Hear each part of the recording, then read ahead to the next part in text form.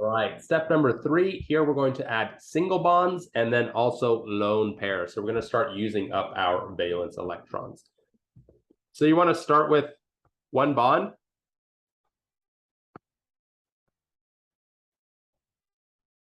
From each terminal atom to a more central atom.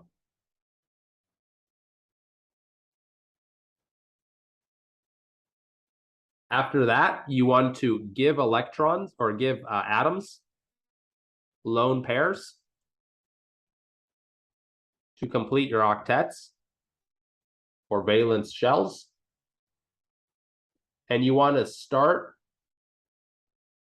with either the more electronegative atom, or if you have two atoms that are the same, then you want to start with the one that's more terminal / terminal atoms. And then, of course, you want to keep track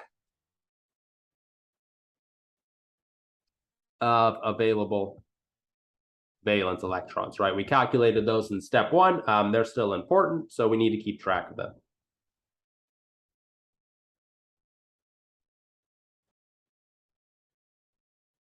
All right, so step 1, we did carbon dioxide. We calculated it has 16 valence electrons. First thing I'm going to do is draw a single bond from the terminal to the more central atoms. That's 2 bonds. Remember, each bond is 2 electrons, so that uses up 4 electrons. So now we're left with 12 valence electrons. After that, I want to give lone pairs to my more electronegative or terminal atoms to fill in the octets. So I have 12, so I can give 6 to this oxygen, so it has the octet, and 6 to this oxygen, so it has the octet. Cool, and we're done with that step for CO2. We're not done with the structure, but we're done with that step. Ammonium, remember, had 8 valence electrons. So we can just draw a single bond from here. That's 4 bonds, 8 electrons, so we have no more left. So we're done there. Methanol, right? We can draw a single bond from each of the terminal atoms to each of the more central atoms. Again, don't get too crazy. Don't be drawing, kind of like a triangular bond or something like that. And a lot of it is by feel. Our compound had 14 valence electrons. We have 5 bonds there, so that uses up 10 valence electrons. So we have 4 left. Next thing we want to do is think about what doesn't have an octet yet. The only atom that doesn't have an octet is that oxygen, and it's short for valence electrons, and that's the perfect amount that we have. Next, nitrate, right? Start with a single bond, 1, 2, 3. Nitrate had 24 valence electrons. If you take a look at your notes, 3 bonds will use up 6, so we've got 18 remaining. Then we start giving lone pairs to our more electronegative atom, which is oxygen. So we can give this guy 6, this one 6, and this one 6 as well. So they all have octets. And then we've used up all of our valence electrons, so we can't draw any more dots than that. Again, lone pairs, or my bad, bonds first. H2SO4 had 32 valence electrons.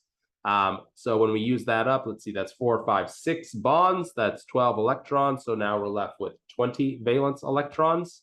And then we want to go ahead and start giving to fill the octets. Oxygen is more electronegative than sulfur, so it gets them first, right? So there's 12, and then these 2 oxygens are short 4, so they also get it. And then if you count it, that's 20 valence electrons, so perfect. Here, single bonds everywhere. Then we'll do this structure as well. Oops, not a bond over there. Let's see, acetate had 24 valence electrons. The bonds 1, 2, 3, 4, 5. I used up 5 here. That's 10 electrons, so we have 14 left. Oh, my bad. We used up 1, 2, 3, 4, 5, 6 bonds. So that's 12 electrons, so we have 12 left. My bad there. And then we give the oxygens octets. Note that this carbon is also short of an octet, but it's less electronegative than oxygen, so it doesn't get that unless we have any left over, which we don't because we used up all 12. And then same thing here. Let's see, 1, 2, 3, 4, 5, 6 bonds as well. So we're down to 12 valence electrons, and then this one here would get its 6. That one right there would get 4. And then I think we're left over with another 2. So that carbon can also get some lone electrons. And then we've used them all up, and there's our structure so far. Remember that this one here is going to be incorrect, and we'll see why shortly.